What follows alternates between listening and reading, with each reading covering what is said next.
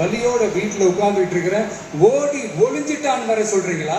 வாயின்னு ஒண்ணு இருந்தா என்ன வேணாலும் பேசுறீங்களா?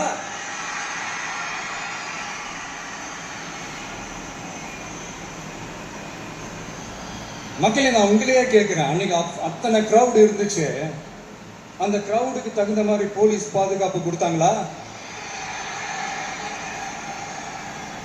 இந்த இடத்தை எடுத்துக்க சொல்லி நாங்க தான் சொன்னோம்னு ஒரு போலீஸ் ஆபீசர் பேட்டி கொடுக்கிறாரு, அதுக்கு என்ன அர்த்தம்? இவ்வளவு வலி, இவ்வளவு காயங்கள் கொடுத்துட்டு பழியை தூக்கி நம்ம மேல போட்டுட்டு அதுல ஒரு அரசியல் ஆதாயம் தேடுறீங்களேயா?